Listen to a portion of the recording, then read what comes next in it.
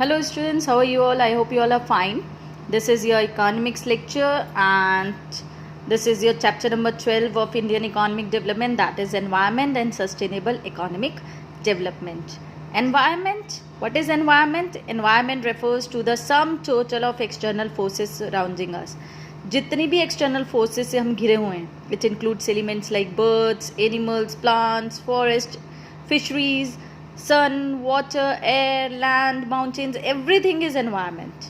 Okay, and sustainable economic development means that the economy should use these natural resources, should use the environment in such a way economically that present generation as well as future generation can get the benefits of these things. हम आज इनको इतना exploit, environment को इतना exploit ना करें कि आने वाली फ्यूचर जनरेशन को कुछ भी हिस्से में ना मिले. इट मीन्स एनवायरनमेंट को उतना ही एक्सप्लॉइट किया जाए जितना कि फ्यूचर जनरेशन को यूज़ करने के लिए भी मिल पाए. तो development should be there, economic development should be there, but sustainable होना चाहिए. It means future generation can also take the benefit of the environment. So let's start with the topic environment. First of all, environment, it refers to the sum total of external forces surrounding us. It includes all the biotic elements, that is birds, animals, plants, forests, fisheries, etc., as well as abiotic non-living things, if I'll say, as air, water, sun, land, mountains, etc. So all the living and non-living things which are surrounding us, biotic as well as abiotic, biotic living things, abiotic non living things, ये सब जो हमें surround करती हैं, that is known as environment. Now what are the functions of environment? The very first function of environment, we know environment is very important. हमारे पास अगर हम बात करें एनवायरनमेंट की, so it is like a inheritance for us, it is like a totality of resources for us. हमें अपने environment को प्रोटेक्ट करना बहुत ज़रूरी है. आज के टाइम पर अगर हम बात करें तो एनवायरनमेंट की protection is the must component for any economy. Nowadays what we are observing, since we are in a lockdown, हम क्या देख रहे हैं, that environment is actually reviving itself. Why? Because degradation जो है वो कम हो गया है, pollution जो है कम हो गया है. We've seen the news that ozone layer is also like healing. So it is like a miracle, we can say, or many miracles are happening in the world. Yes, so it means that yes, environment बहुत ज़रूरी है. अगर ये environment नहीं रहा, अगर forest नहीं रहे, animals नहीं रहे, water नहीं रहा, sun नहीं रहा, तो फिर हम human beings का survival बहुत ही ज़्यादा मुश्किल हो जाएगा. Development is important for any of the economy, but so as the environment. So in economics, why this chapter has been added कि economic development होना तो चाहिए, but environment को ध्यान में रखते हुए होना चाहिए. तो सबसे पहले हम ये तो पता करें environment इतना important क्यों है. First is it supplies resources for production, of course. Many resources, many raw materials such as minerals, soil and other resources, they are given to us by the nature as a free gift, है ना. And these resources are used as inputs for production purposes. Environment हमें renewable, non renewable resources provide करता है ना. Renewable क्या होते हैं? Which can be used without the possibility becoming depleted और एग्जॉस्टेड.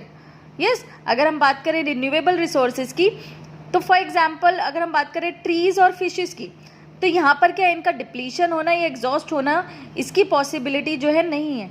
वहीं नॉन रिन्यूएबल रिसोर्सेज जो कि एग्जॉस्ट हो जाते हैं, ख़त्म हो जाते हैं अगर उन्हें कॉन्स्टेंटली यूज़ करते रहें. तो for example coal, oil, gas etcetera.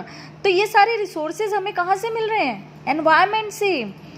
Next is environment sustains life. Yes, basic necessities of human life are provided by the environment only. अगर हम बात करें सनलाइट की, विंड की, वाटर की, है ना, different kinds of plants, trees, birds, animals, ये सब सर्वाइव करते हैं बिकॉज ऑफ नेचुरल एनवायरनमेंट, और हम भी. Yes, so environment sustains life by providing resources, absorbs waste, of course. We all know the economy is producing. Industries की बात करें, वो प्रोडक्शन करते हैं, कंजम्पशन होता है, और इसकी वजह से वेस्टेज बहुत ज़्यादा होता है. और ये सारा वेस्टेज कौन एब्जॉर्ब कर रहा है? Yes, environment. We are polluting the environment, और वो सारा वेस्टेज कहीं ना कहीं अर्थ पर है. वो क्या कर रही है, अर्थ उसे एब्जॉर्ब कर रही है, एनवायरनमेंट उसे एब्जॉर्ब कर रहा है, अपनी लिमिट तक वो एब्जॉर्ब कर सकता है। लेकिन जिस दिन वो वेस्टेज लिमिट से बाहर चला जाएगा तो उसके साइड इफेक्ट्स, डिजीजेस हमें देखने को मिल जाएंगी। एंड यस, हम लोग आज वो टाइम है जब हम ये सब कुछ फेस कर रहे हैं। Provides aesthetic services. एस्थेटिक का मतलब होता है जो आँख को अच्छा लगे, जो देखने को अच्छा लगे, okay, which gives its like serene beauty. Environment include करता है लैंड, फॉरेस्ट, वाटर बॉडीज, है ना, रेनफॉल, एयर एटमॉस्फेयर, और लोग उसको एंजॉय करते हैं। फॉर एग्जाम्पल हिल स्टेशन, जिनसे उनकी क्वालिटी ऑफ लाइफ इम्प्रूव होती है। Yes, so these are some of the functions of environment. Yes, हमने जब वेस्टेज एब्जॉर्प्शन की बात करी तब हमने कहा कि अर्थ की, एनवायरनमेंट की कैरिंग कैपेसिटी होती है, मीन्स एबिलिटी होती है एनवायरनमेंट की जो एब्जॉर्ब कर सके वेस्ट को, और उसे हम क्या बोलते हैं, कैरिंग कैपेसिटी। अगर ये नहीं होगा, अगर अर्थ जो है अपनी कैरिंग कैपेसिटी से बाहर चला जाएगा तो क्या होगा, environmental crisis. Okay, so earth is having, environment is having carrying capacity, और उस कैरिंग कैपेसिटी तक ही वो क्या कर सकता है, वेस्ट को एब्जॉर्ब कर सकता है। Next let's talk about state of environment in India. India में एनवायरनमेंट का क्या स्टेट है? Okay, let's start with this. If I'll talk about natural resources of our country, it includes land, water resources, fisheries, mineral resources, forest, marine resources, climate, rainfall, topography, all these things. और जिसकी वजह से ये essential बन जाता है कि हम अपने इंडिया के environment को जानें, because we are having so many natural resources. India has plenty of natural resources in form of rich quality of soil, hundreds of rivers, tributaries, green forest, plenty of mineral deposits. ये हमारे यहाँ हैं. India alone accounts for nearly 20% of the world's total own reserves. Yes, but it has just 2.5% of the world's land area. हमारे पास land area 2.5% है, लेकिन हमारे पास world के resources की बात करें हम, iron ore reserves की, so we have 20%. The black soil of Deccan Plateau is very suitable for cotton production. India में Indo-Gangetic plains spread from the Arabian Sea to the Bay of Bengal, and these are the most fertile regions in the world. India ranks 7th in the world in natural resources. Besides, India is rich in flora and placed at 10th position in the world and 4th in Asia in plant diversity. India का flora यानी यहाँ की जो forest की बात हम करें, greenery की बात करें, it is in at the 10th position in the world. So see, हमारे पास कितना अच्छा एनवायरनमेंट है. So we should take care of this environment. I guess हम लोगों को बहुत ध्यान रखना चाहिए, बहुत संभल कर चलना चाहिए.